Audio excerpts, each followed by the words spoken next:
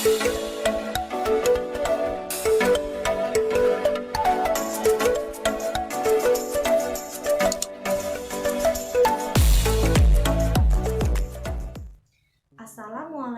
warahmatullahi wabarakatuh.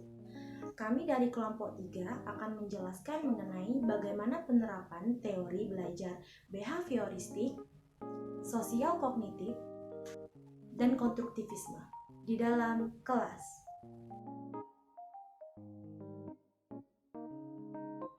Teori behavioristik ini mengedepankan teori belajar bahwa adanya perubahan tingkah laku dari peserta didik sebagai hasil dari proses belajar.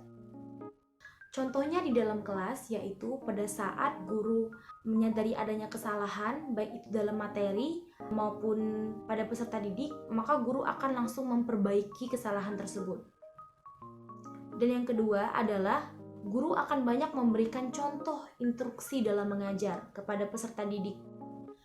Bila dilihat dari teori behavioristik ini dan juga penerapannya di dalam kelas, teori belajarnya akan lebih condong ke arah teacher center, yang artinya guru akan berperan lebih banyak dalam proses pembelajaran di kelas, dan siswa hanya akan menjadi pendengar setia dan akan lebih pasif.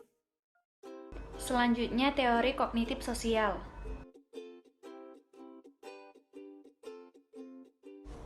Teori belajar kognitif merupakan teori belajar yang lebih menekankan pada suatu proses yang terjadi dalam akal pikiran manusia secara utuh dalam semua situasi dan kondisi pembelajaran yang sedang dilakukan.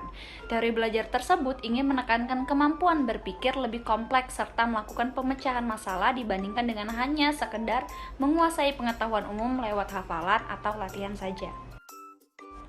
Penerapan teori kognitif sosial dalam pembelajaran. Seorang guru perlu fokus pada proses berpikir siswa dan memberikan strategi yang tepat menurut fungsi kognitif mereka. Contoh kegiatan yang dapat dilakukan oleh seorang guru dalam pembelajaran kognitif. 1. Meminta siswa melakukan refleksi pengalamannya dengan membuat jurnal atau laporan harian tentang kegiatan yang mereka lakukan. 2. Mendorong diskusi berdasarkan apa yang sudah dipelajari. 3. Membantu siswa menemukan solusi baru pada suatu masalah guna mengembangkan cara berpikir kritis. 4. Meminta siswa untuk menjelaskan ide atau pendapat mereka. 5. Membantu siswa mengeksplorasi dan memahami bagaimana beberapa ide dapat berhubungan. 6. Meningkatkan pemahaman siswa dengan penggunaan visualisasi dan permainan dalam penyampaian materi. Yang ketiga adalah metode pembelajaran konstruktivisme. Teori pembelajaran konstruktivisme merupakan sebuah teori pendidikan yang mengedepankan perkembangan logika dan konseptual. Pada tahap ini, guru harus bisa memancing peserta didik dalam suatu pokok bahasan atau konsep. Misalnya dengan memberikan sejumlah pertanyaan yang bersifat clickbait di kehidupan sehari-hari. Lalu, guru bisa membangun komunikasi dua arah, agar mereka bisa memberikan gambaran seperti umumnya. Adapun penerapan teori konstruktivisme dalam pembelajaran. Yang pertama, mendorong kemauan dan inisiatif siswa untuk belajar. Kedua, guru memberikan pertanyaan terbuka dan memberikan kesempatan beberapa waktu kepada siswa untuk merespon. Yang ketiga, mendorong siswa berpikir tingkat tinggi. Yang keempat, siswa terlibat secara aktif dalam dialog atau diskusi. Model-model pembelajaran konstruktivisme. Yang pertama, discovery learning. Kegiatan pembelajaran yang melibatkan secara maksimal seluruh kemampuan peserta didik untuk mencari dan menyelidiki secara sistematis, kritis, dan logis, sehingga siswa menemukan sendiri pengetahuan, sikap, dan keterampilan sebagai wujud perubahan perilaku. 2. Active learning.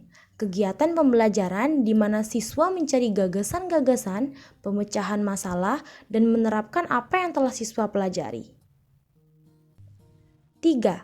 The accelerate learning.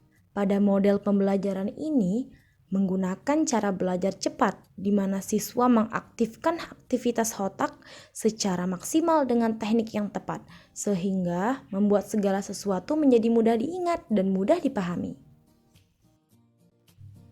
Berikut ini adalah hasil diskusi kelompok dalam meningkatkan motivasi belajar siswa di kelas.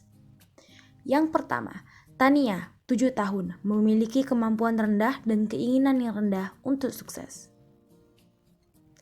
2. Samuel, 10 tahun, yang bekerja keras untuk menjaga harga dirinya pada tingkat tinggi, tetapi memiliki rasa takut akan gagal yang kuat. Yang ketiga, Sandra, 13 tahun, yang tenang di kelas dan meremehkan keterampilan mereka. 4. Robert, 16 tahun, yang menunjukkan sedikit minat di sekolah dan saat ini tinggal bersama bibinya, karena Anda sudah tidak dapat menghubungi lagi orang tuanya.